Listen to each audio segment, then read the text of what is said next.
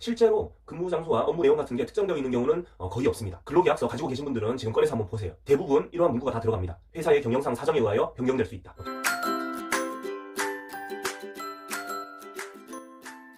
안녕하세요. 알아두면 일하는 사람들에게 힘이 되는 노동법 상식 왕노무사TV 김학영 노무사입니다. 반갑습니다. 오늘은 담당 업무나 근무 장소를 사업주가 마음대로 변경할 수 있는가에 대해서 알아보겠습니다. 나는 사무직인데 다음 달부터 영업직 하라고 한다거나, 나는 주방장인데 갑자기 배달을 하라고 한다거나, 또는 근무 장소가 나는 동대문구에서 일하는데 저기 고양시에 있는 지사에 가서 일을 하라고 하네요. 싫으면은 회사를 나가라고 합니다. 이런 경우에 어떻게 대응해야 될까요? RPG 게임할 때 직업을 바꾸는 걸 뭐라고 하죠? 검사가 마검사가 되고 이렇게 되는 걸 전직이라고 하죠.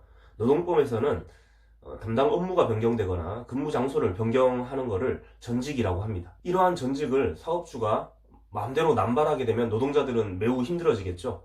사업주 눈밖에 나면 갑자기 저기 오지로 보내버린다거나 힘든 업무로 갑자기 바꿔버린다거나, 그래서 이러한 전직이 무제한적으로 인정되는 건 아닙니다. 그럼 지금부터 어떠한 경우에 전직 명령이 정당한 것으로 인정되는지에 대해서 알아보겠습니다.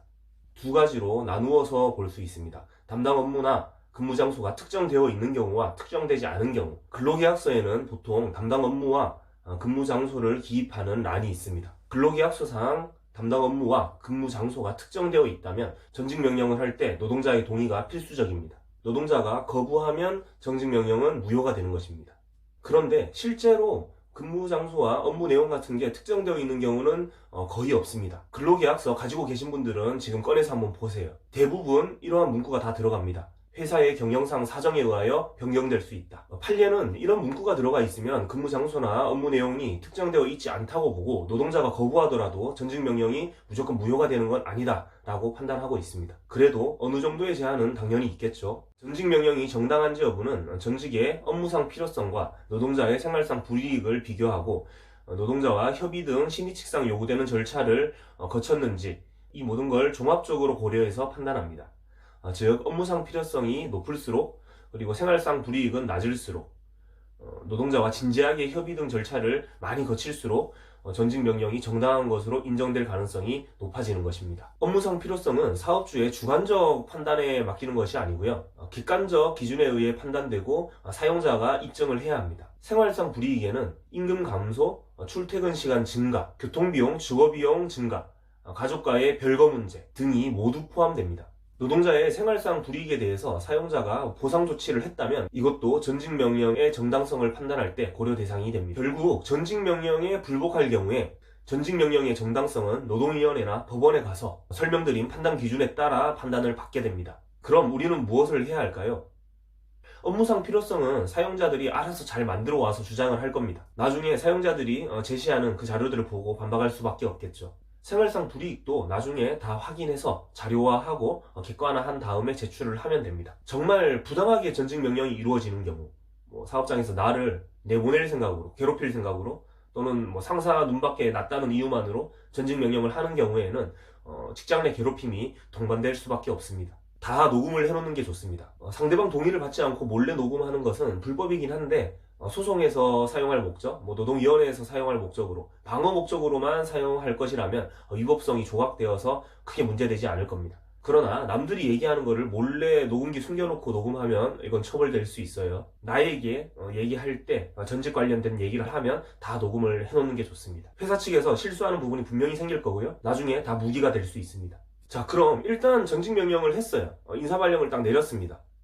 그럼 일단은 이걸 따라야 할까요? 변경된 업무를 그대로 해야 되고 변경된 근무 장소 가서 일을 해야 되는 것일까요? 이게 참 제가 뭐라 말씀드리기가 참 어렵습니다. 다만 어떤 식으로 연결되는지는 제가 말씀드릴 수 있습니다. 사용자가 전직 명령을 했습니다. 이걸 거부하고 일을 하지 않으면 사용자는 무노동 무임금을 적용하고 징계 해고를 할 수 있습니다. 월급 안 주고 징계 절차를 거쳐서 내보내는 거죠, 회사에서. 그러면 노동자는 부당 전직 구제 신청을 할 겁니다. 해서 최종적으로 이기게 되면 또는 지게 되면 어떻게 되는지 알아보겠습니다. 최종적으로 이기게 되면은 전직은 무효가 됩니다. 그리고 내가 정상적으로 일했다면 받을 수 있었던, 가정을 하는 거예요. 내가 정상적으로 전직이 없었고 그럼 일을 했겠죠. 그럼 받을 수 있었던 임금을 다 받을 수 있습니다. 그걸 소급 임금을 받는다고 합니다. 그리고 해고도 무효가 되고 복직할 수 있습니다. 그런데 지면 어떻게 되죠? 지면은 임금을 못 받고 해고로 슬픈 결말이 납니다. 자, 어떻게 해야 될까요? 쫄리는 사람이 죽어야 되는 건데 저라면 일단 전직 명령에 응하면서 변경된 업무, 변경된 근무 장소에서 일을 하면서 부당전직 구제 신청을 진행할 것 같습니다. 그게 좀 더 안정적이겠죠. 그러나 진짜 말도 안 되는 전직이다.